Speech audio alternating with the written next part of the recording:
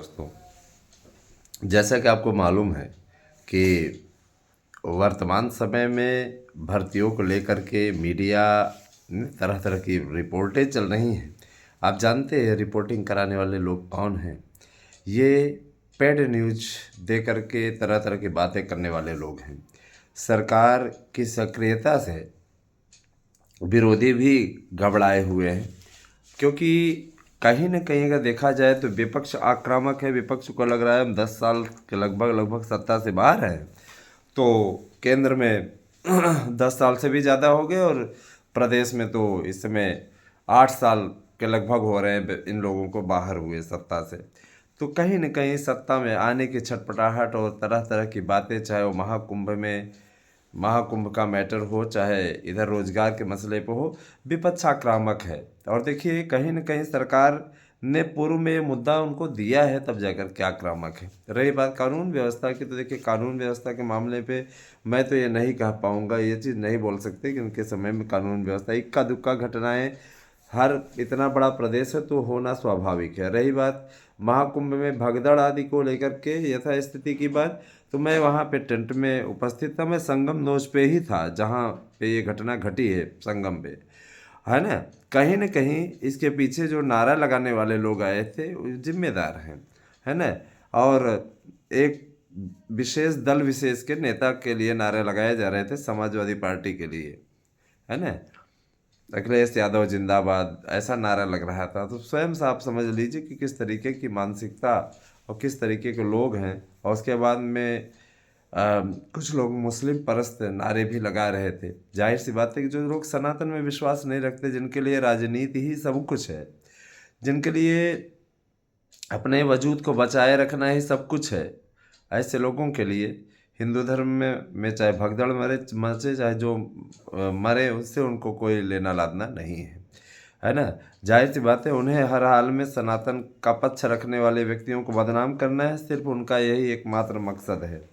और मुझे इस चीज़ का आश्चर्य होता है, जिनके समय में स्वयं, है ना, जिनके समय में 2013 में महाकुंभ के दौरान भगदड़ मची हो और लाखों लाशें गंगा जी में दबा दी गई हों, और उसके बाद में एक जगह भगदड़ होती है यहाँ रेलवे स्टेशन प्रयागराज में, वो उसमें भी साजिश करके लाशें हटवा दी गई हूँ, वो लोग दूसरों के लिए इस प्रकार की बातें करते हैं। अरे मीडिया जगत, मान लीजिए कुछ बीजेपी के सपोर्टर होंगे, बाकी तो तुम्हारे सपोर्टर हैं। और मीडिया निष्पक्ष होता है, कोई न कोई मीडिया तो निष्पक्ष होता ही है, वो ले जाता, रिपोर्टिंग करता, बताता, है ना।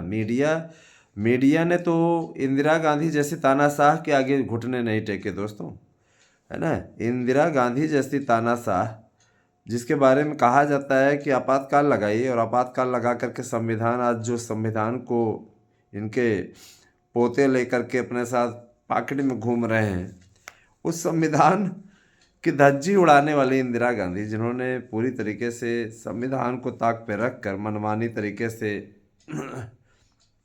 है ना, इस तरीके का कार्य किया, अपने आप में ये बहुत बड़ी पोजीशन है, बहुत बड़ी कंडीशन है। फिलहाल मैं इतना ज़रूर कहना चाहूँगा कि जो उचित होता है वो किया जाता है। सरकार अपने हिसाब से कार्य कर रही है, और वो गुर्गे पकड़े गए हैं जिन लोगों ने ऐसी हरकत की है, और जो लोग पकड़े गए हैं उनकी मिट्टी पलीद होना तय है, भी जान लीजिए। तो कल इस तरीके की बातें हुई। दूसरी चीज़ मैं ये बताना चाहूँगा कि देखिए दिल्ली विधानसभा में चुनाव प्रचार समाप्त हो चुका है, और वोटिंग होनी है, वोटिंग हो रही है ना। जाहिर सी बात है कि इसमें जो सर्वे निकल कर के सामने आ रहा है, उसमें मैं आपको सर्वे बता देना चाहता हूँ कि 45 से 46 सीटें भारतीय जनता पार्टी बड़े आराम से जीत रही है, और इस बार पूर्ण बहुमत से 93 के पश्चात बीजेपी सरकार बनाने की ओर अग्रसर है। और ये स्ट्राइक रेट और भी ज़्यादा हो सकता है, ये भी आप अच्छी तरीके से जानते हैं कि महाराष्ट्र में भी ऐसा हुआ था, यहाँ भी ऐसा होने जा रहा है। जाहिर सी बात है कि इससे घबराए हुए हैं लोग, और तरह तरह की उल जुलूल बातें भी करना शुरू कर दिए हैं, जो उनकी घबराहट को, है ना, पुष्ट करता है, उनकी घबराहट को बताता है।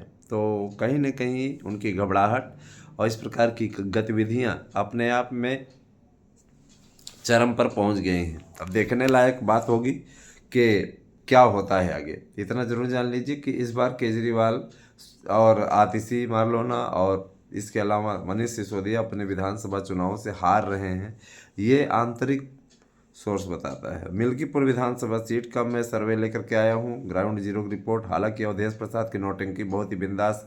अवधेश प्रसाद जैसे नेता को निश्चित रूप से, है ना, जिनका राम पे विश्वास नहीं, जो राम मंदिर जाकर के दर्शन नहीं कर रहा है, सीता मैया की दुहाई दे रहा है।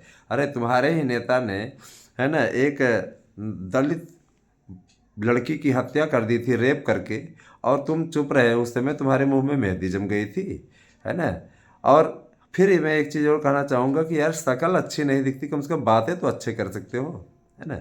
शक्ल तो ऐसी है कि अगर सुबह में देख ले तो दिन भर पानी न मिले, ऐसे दिखते हो। और ऐसे लोग, है ना, ऐसे लोग आकर के इस प्रकार की बातें करें तो अपने आप में आश्चर्यजनक है। मैं तो यही कहूँगा कि भगवान नौटंकी में अगर शामिल हो जाए तो ऐसे व्यक्तियों के नौटंकी में शामिल होने पे एक अलग ही आनंद आएगा, देखने में मज़ा आएगा। शक्ल भी वैसी ही है नौटंकी की बात की तरह, और इस प्रकार के लोग हैं। बताइए, इस प्रकार की बातों में तरह तरह की बातें करें, प्रधानमंत्री से जाके मिलेंगे। अरे अपने क्षेत्र के विकास के लिए तो कभी प्रधानमंत्री से मिले ही नहीं तुम।